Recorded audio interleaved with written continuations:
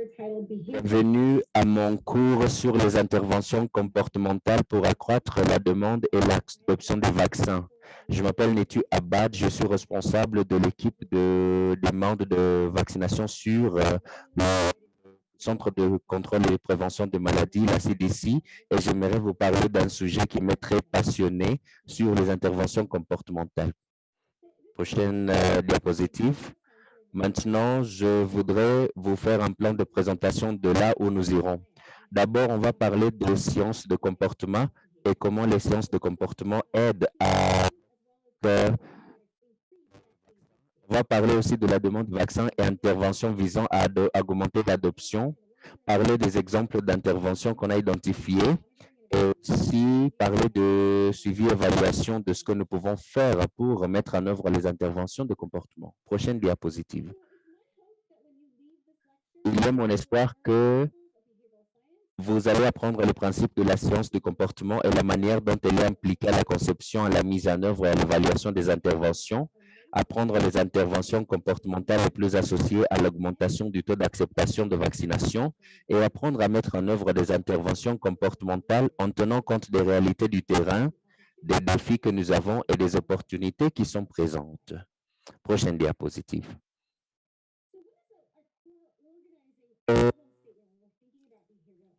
De problème qui va nous aider à penser des interventions comportementales, c'est que lorsque les taux d'utilisation des vaccins sont plus faibles que prévu en raison de facteurs comportementaux, quelles interventions pouvons-nous utiliser pour augmenter la demande et l'utilisation? Voilà l'énoncé du problème et la situation où nous nous trouverons. Plus important, vous aurez peut-être fait certains des exercices pour identifier les perspective de comportement, c'est-à-dire vous avez fait les évaluations de besoins et les enquêtes et vous savez les facteurs importants pour la demande et l'adoption des vaccins. Prochaine diapositive. Maintenant, parlons de sciences de comportement comme un métier et comment nous pouvons mieux utiliser les outils de sciences comportementales pour améliorer l'adoption et la demande de vaccins. Prochaine diapo. Qu'est-ce que c'est les sciences de comportement? Dans le contexte de santé publique, c'est la science de la conception, de la mesure et de changement des comportements de santé. Prochaine diapositive. Vous pouvez voir ici que non seulement la science de comportement est concernée avec les résultats de santé, mais plusieurs disciplines entrent dans les sciences de comportement. Vous avez les économies de comportement, sciences de la communication, l'anthropologie, la sociologie, la psychologie. Et chacun de ces cercles ont une longue histoire de la science, de la recherche et de la pratique. Et c'est très intéressant quand on parle des sciences de comportement, on parle d'une collecte de disciplines académiques qui se réunissent pour créer cette science. Prochaine diapositive. Tout ce que la science de comportement ont des composantes importantes. La plupart des parties et théories des concepts avec connus. Prochaine diapositive. Maintenant, on va parler de la science de comportement comme un métier et ce que cela amène à table de comment nous pouvons mieux utiliser les outils et la science pour amener la demande et l'adoption des vaccins. Qu'est-ce que la science de comportement? Dans le contexte de la santé publique, la science de comportement peut être définie comme la science de la conceptualisation de la mesure et du changement des comportements de santé. Prochaine diapositive. Vous pouvez voir ici que non seulement la science comportementale est concernée sur un certain nombre de résultats de comportement, mais de nombreuses disciplines entrent aussi sur ce qu'on appelle la science de comportement. Vous avez l'économie comportementale, sciences des communications, l'anthropologie, je veux aussi la sociologie et la psychologie. Et tous de ces cercles ont une longue histoire de la science de la recherche derrière ce que les gens voudront communiquer.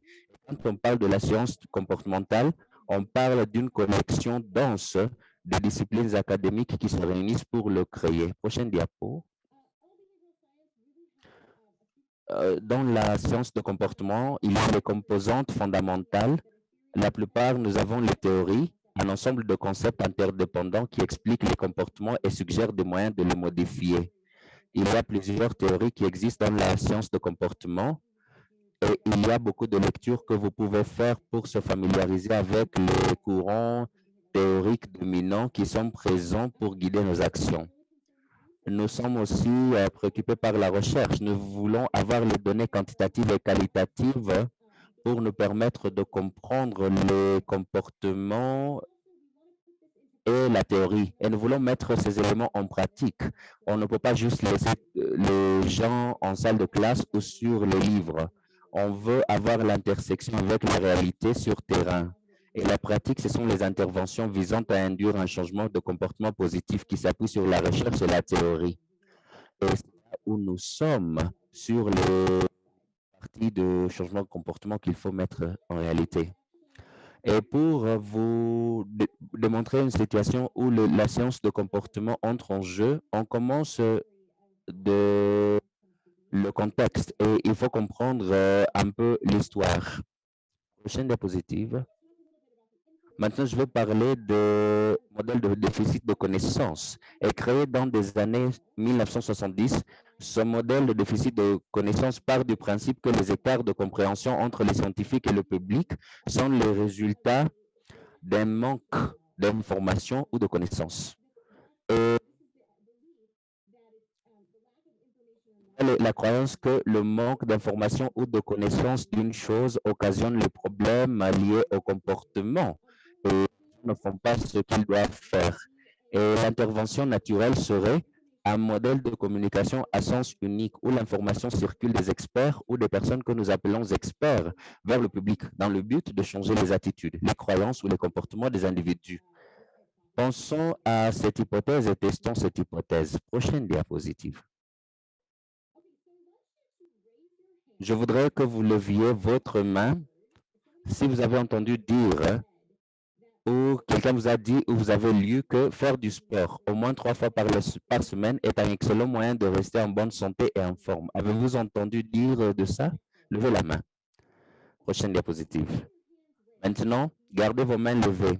Si vous faites de l'exercice au moins 3 fois par semaine, chaque semaine que vous êtes en vie. Très bien. Je dois maintenant baisser la main. Et je suis sûr que un certain nombre d'entre vous, moi y compris, doivent baisser la main. Pourquoi?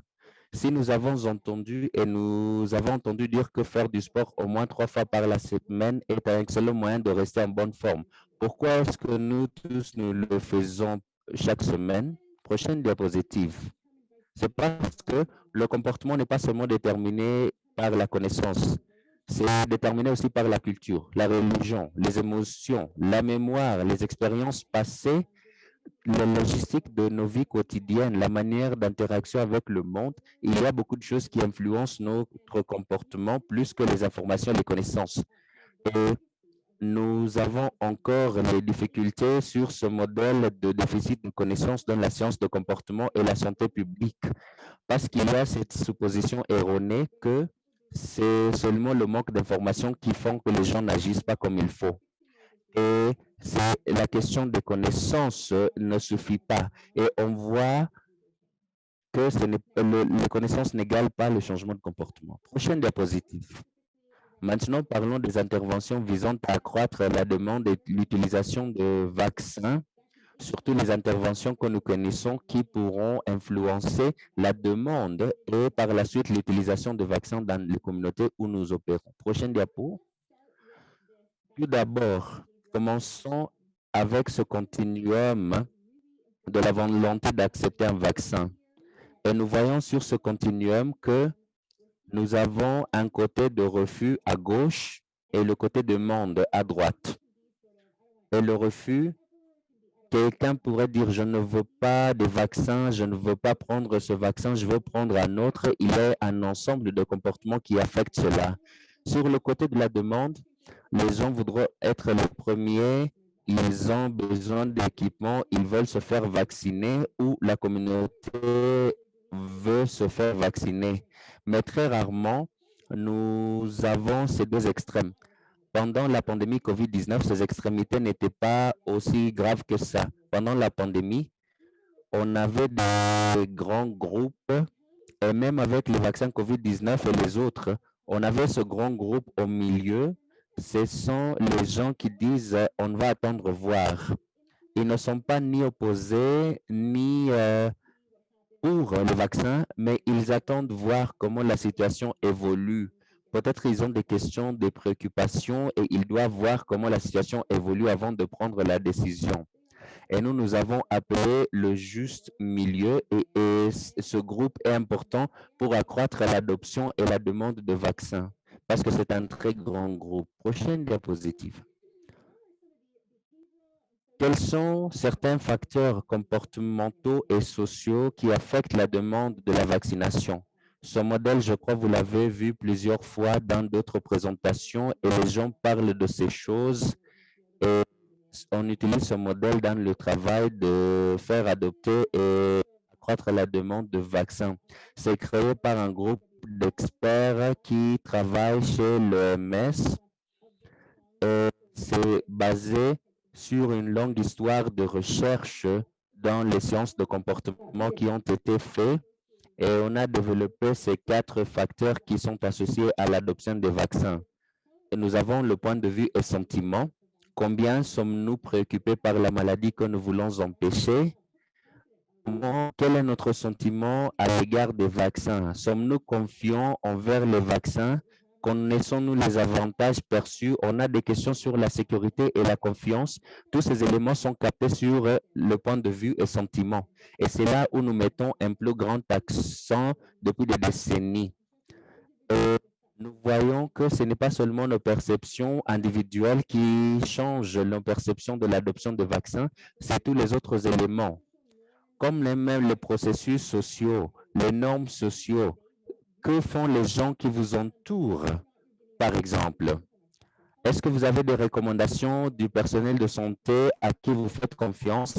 Avez-vous des questions d'équité entre les sexes qui affectent la prise de décision si ces éléments influencent ou ont un impact sur le comportement? Et ces 2 éléments s'amènent à la motivation. Quelle est votre intention de se faire administrer le vaccin? Ces 3 aussi mènent aux enjeux pratiques. Est-ce le vaccin disponible? Est-ce abordable? Est-ce que vous avez une difficulté, une facilité d'accès? Quelles sont les qualités de service quand vous allez aux cliniques? Quelle est la nature de vos interactions? Est-ce que vous êtes traité avec respect? Tous ces éléments, toutes ces questions sont très importantes et peuvent faire une grande différence. Même si vous avez l'intention de se faire vacciner, si ces éléments sont mal placés, les gens refusent et ne vont pas suivre ou ne vont pas se faire vacciner. Tous ces éléments mènent aux efforts de vaccination et il faut toujours se souvenir de ces facteurs quand vous concevez les interventions et ces choses que nous voulons changer. Prochaine dia. Maintenant, voilà notre échelle pour la création de la demande. Voilà les ingrédients essentiels de ce que nous devons faire du côté d'intervention afin d'assurer que les gens se fassent vacciner en bon temps. Nous voulons que les vaccins soient accessibles. Ça, c'est un facteur critique. Nous voulons que les vaccins soient faciles à obtenir, faciles à accéder. Il faut que les vaccins soient accessibles et que les vaccins soient vus comme bénéfiques, que les avantages pour la santé l'emportent sur le risque de contracter la COVID-19, que c'est commode, que nous réduisons les dépenses, les coûts sociaux et les coûts d'opportunité, tous ces éléments, que les vaccins sont commodes. Suivant, que les vaccins sont désirables, c'est quelque chose que nous voulons nous engager au normatif. C'est fait par la plupart des gens dans votre groupe social et puis que c'est nécessaire, que c'est indispensable pour accéder aux choses que vous voulez recommencer à faire. Et nous voulons inclure cela comme des exigences même dans les politiques que nous voulons mettre en place que pour que les gens soient vaccinés. Ce qu'il faut se rappeler, c'est que vous ne devez pas aller à la hauteur de l'échelle avant de passer au niveau le plus bas. Il faut d'abord rendre les vaccins accessibles et que les services nécessaires soient mis en place avant de faire le suivi des autres rangs de l'échelon pour aller à la haute. Prochaine dia. Quelques informations. Je vais couvrir certains aspects aujourd'hui, mais il y a beaucoup d'informations qui existent, il y a beaucoup de recherches qui ont été effectuées et encore de recherches qui est en cours. Et y a les stratégies autour de ce programme vaccinal. Il faut toujours combattre la mésinformation ou la désinformation. Il faut s'engager dans la communication efficace. Il faut avoir les incitations financières. Il faut aussi promouvoir la vaccination à domicile. Ça pourrait se faire dans les campagnes vaccinales où vous pouvez avoir une promotion de vaccination porte à porte. Il faut aussi avoir un prestataire de service qui recommande les vaccins quand ils font les visites, avoir les rappels médicaux, peut-être avoir un rappel d'un centre de santé à revenir se faire vacciner, avoir les entretiens de motivation comme une stratégie qui encourage la communication efficace, surtout entre les prestataires de services et au sein des peuples de la communauté, afin de s'assurer que les prestataires offrent les vaccins dans les lieux accessibles, à avoir les ambassadeurs de la vaccination qui promeuvent la vaccination. Il faut aussi mettre en place les exigences et les mandats en matière de vaccins et même les vaccinations qui sont offertes sur le lieu de travail. Voilà 12 stratégies de vaccination qui ont été développées dans une liste quand il fallait développer un guide sur les preuves existantes de bonnes pratiques. Je vous encourage à pouvoir accéder à ce guide et lire un peu plus sur la recherche sous-jacente qui a aidé à identifier ces éléments. Prochaine diapositive. On a constaté que la plupart des stratégies se fient sur le concept de messager de confiance. Il faut avoir les messagers qui diffusent efficacement les messages et qui peuvent valider la crédibilité de l'information, qui s'attaquent à la mésinformation et la désinformation et contribuent à créer une boucle rétroactive pour répondre aux questions et préoccupations communautaires. Et il comble le fossé important entre les prestataires de soins de santé et les patients et les autres aides-soignants. De toutes les stratégies que j'ai évoquées, ça pourrait utiliser le concept de messager de confiance. Prochaine diapositive. Voilà un exemple des ambassadeurs de vaccins et je vais vous parler d'un exemple. Qu'est-ce que c'est? Les ambassadeurs de vaccins, c'est une manière de former les membres de la communauté à la diffusion d'informations sanitaires importantes dans leur communauté. Et ces ambassadeurs sont efficaces lorsqu'ils sont des membres de la communauté et qui l'on a confiance et qu'ils partagent les mêmes croyances et caractéristiques que leurs pairs. Pourquoi est-ce qu'on a inclus cet élément dans la stratégie? Lorsque les gens pensent que la plupart des personnes de leur entourage veulent se faire vacciner, ils sont plus susceptibles de se faire vacciner également. Et l'approbation des pairs de son propre réseau social peut également contribuer à diffuser des informations crédibles sur les vaccins. Voilà les deux éléments qui ont aidé à justifier l'importance d'utiliser les ambassadeurs de vaccins, y compris l'accroissement de l'adoption et la demande des vaccins. Quels sont les obstacles de cette intervention? Les questions d'équité, d'accès, les questions des normes sociales dominantes, la méfiance, la mésinformation et la désinformation, et les questions de pertinence culturelle sont des questions auxquelles les ambassadeurs pourront résoudre. Prochaine dia. Voilà un exemple d'intervention d'ambassadeur de vaccin. La campagne Motivate, Vaccinate and Activate a encouragé les habitants de la Mission District. Les agents de la santé communautaire ont informé la communauté sur les vaccins, ont envoyé des SMS aux personnes pour les informer de leur éligibilité et ont utilisé les médias publics pour faire connaître les lieux de vaccination.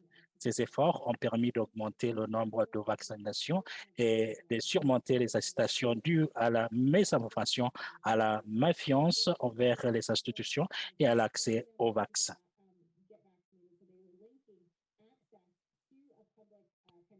Comme ça, on peut avoir l'enthousiasme qui est nécessaire pour augmenter la vaccination. Donc, les efforts vraiment à plusieurs niveaux. Diapositive suivante. vaccination à domicile. Donc, vous allez amener les vaccins là où se trouvent les gens, y compris à leur domicile. Quelques barrières qui existent devraient être rompues. Il y a les questions d'équité, etc., etc., pour ne pas être laissé à votre sort. Donc, il y a quelques obstacles qu'on devrait surmonter.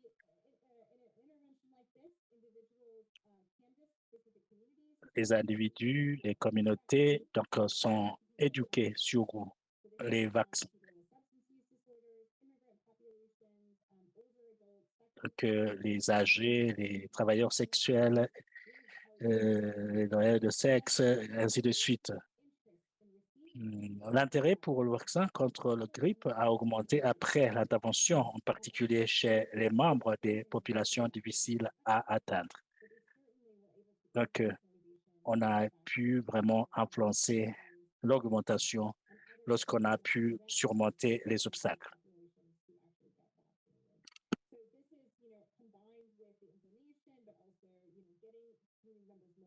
Ici, vous devrez avoir les informations nécessaires.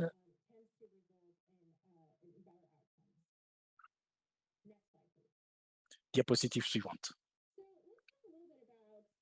On va parler un tout petit peu sur le suivi et évaluation.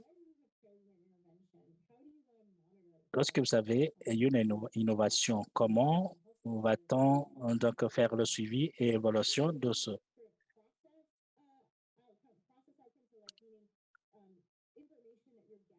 Il y a les informations que vous allez recueillir autour de votre innovation. Ça, c'est très important pour voir si cela a eu un impact, oui ou non. Mais on devrait vraiment voir quelles sont les forces maîtrises au niveau de la communauté. Comment faire cette évaluation? C'est question de voir les indicateurs prioritaires. Vous pouvez voir si votre innovation a connu un succès. Est-ce qu'il y a la confiance pour tout ce qui est les bénéfices du vaccin?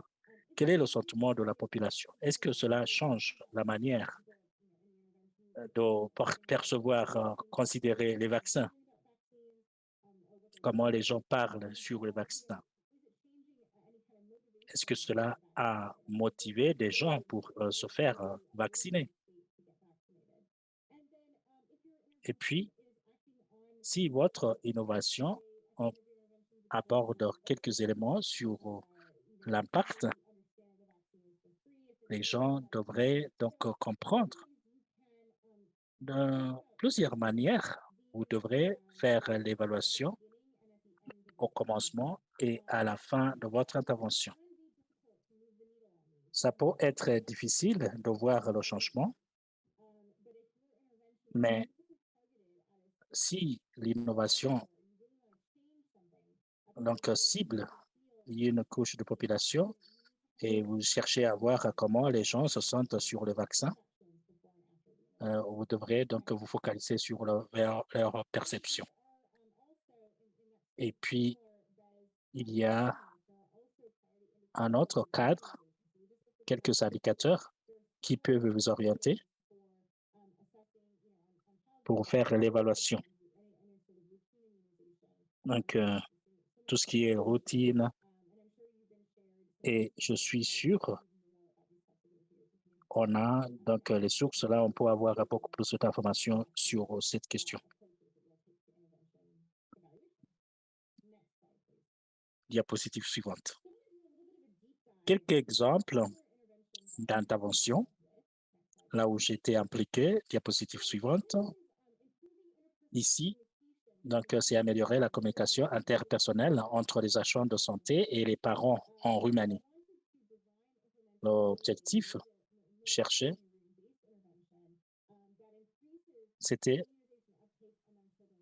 voir s'il y avait donc cette acceptation L'objectif de ça, c'était concevoir, mettre en œuvre et évaluer une intervention basée sur l'entretien motivationnel pour augmenter le taux de vaccination chez les enfants âgés de 6 à 15 mois. On avait quelques étapes dans ce projet. Donc, évaluation des besoins en communication, mettre en œuvre la formation, évaluation de la formation, diffusion des résultats pour voir vraiment si cela a été acceptable au niveau de la communauté. Donc, on est en train de voir l'évaluation et s'assurer que ces informations sont diffusées à tous les parties prenantes, ainsi que les communautés qui sont impliquées dans la recherche.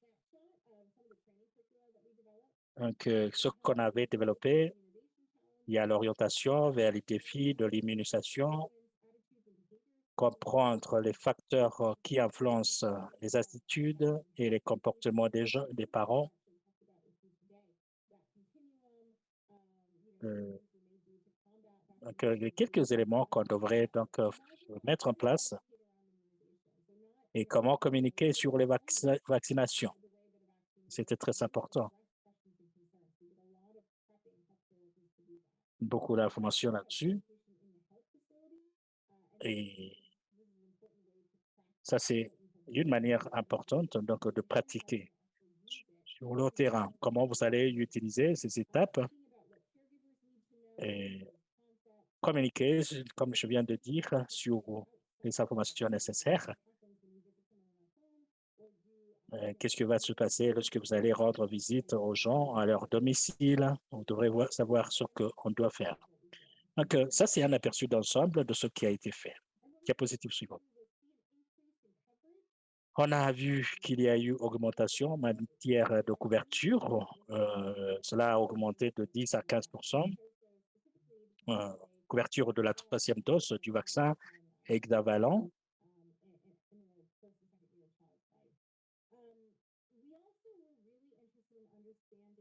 On devrait comprendre que les connaissances, améliorer les connaissances, les attitudes et les pratiques liées à la vaccination, évaluer la qualité et l'efficacité de la communication interpersonnelle avec le personnel de santé. Cela vous donne une idée sur les objectifs qu'on s'est fixés au commencement de l'innovation. Et je peux dire, il y a eu donc cette augmentation.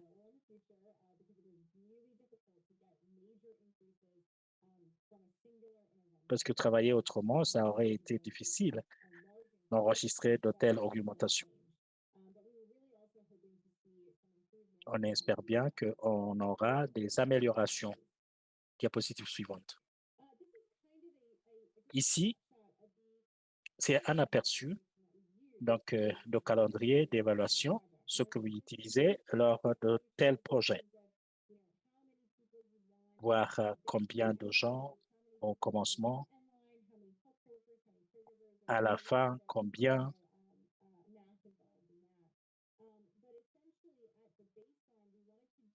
Au commencement, on voulait faire quelques enquêtes. On voulait évaluer après la formation. Et puis avoir aussi des informations tirées des registres.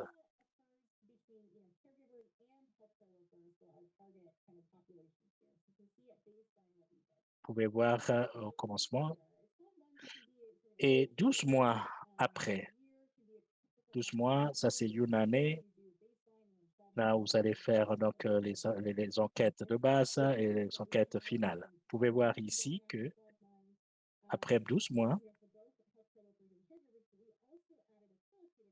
on a ajouté une autre composante qui cherchait à saisir d'autres informations qui ne sont pas faciles à saisir.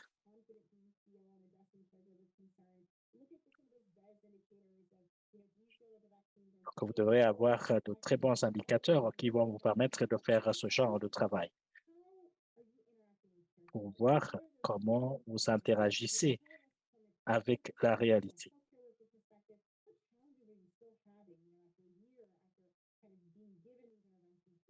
Donc, dès l'évaluation de départ et l'évaluation finale. Ça va nous permettre de saisir ces informations de manière correcte.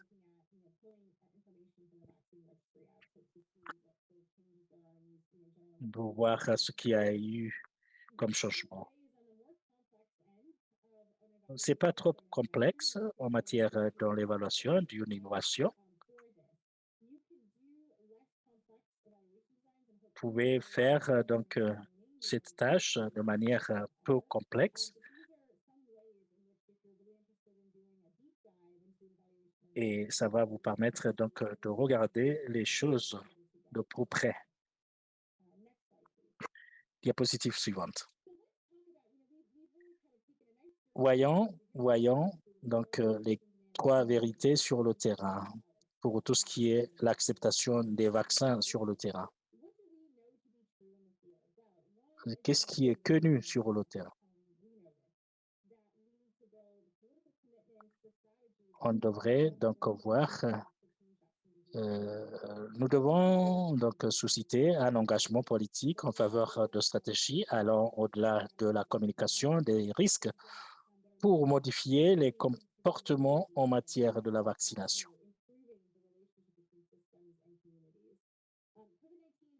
Dans certains cas, le COVID-19 a empêché les membres de la communauté d'accéder aux services, par exemple, perte de revenus. Il est très important de réduire les dépenses personnelles liées à l'accès aux services de santé. Ça, c'est très, très important lorsqu'il s'agit donc de l'accès aux vaccins. Rappelez-vous que la dynamique du pouvoir change pendant une urgence. Les messagers donc, de confiance ne sont pas toujours dignes de confiance pendant une crise.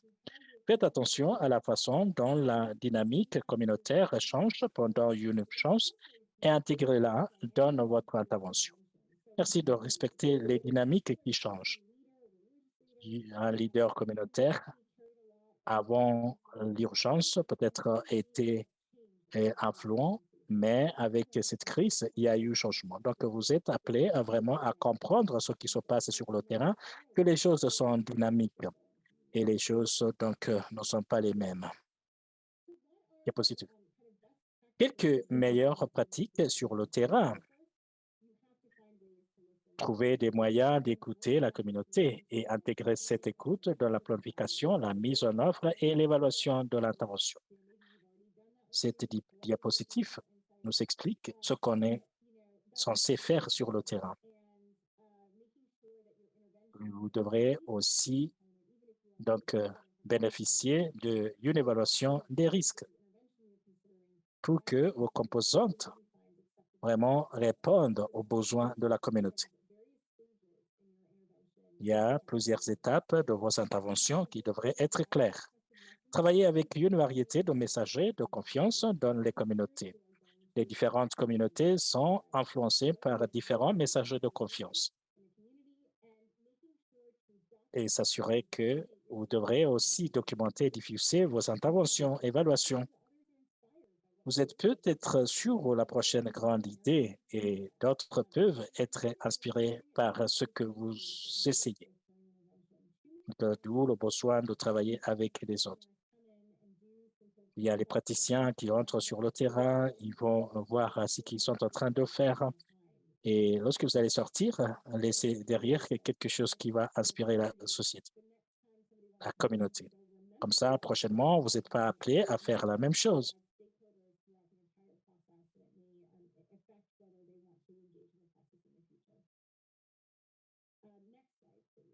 Diapositive suivante. Nous avons parlé donc de différents paysages.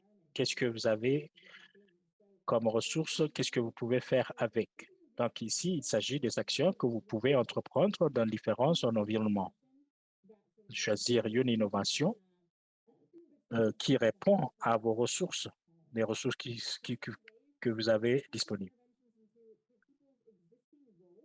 Donc, choisissez une intervention qui a du sens avec les ressources dont vous disposez et qui répond à un défi prioritaire et à fort impact. Recherchez des moyens d'intégrer les interventions dans les positions existantes des personnes, par exemple, un mobilisateur social, pour également apprendre les techniques de l'IM. Lorsque je vais commencer, donc voir quelle est une innovation utilisée où, donc je devrais écouter ce qui se passe sur le terrain. Voilà les quelques informations qui vont me permettre de mieux m'orienter.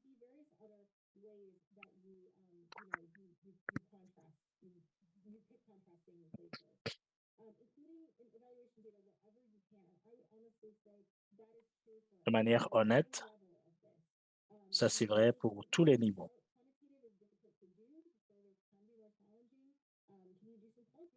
Les communautés ne sont pas les mêmes. Donc, vous pouvez bénéficier des discussions avec les gens qui ont pu mettre en œuvre quelque chose sur le terrain.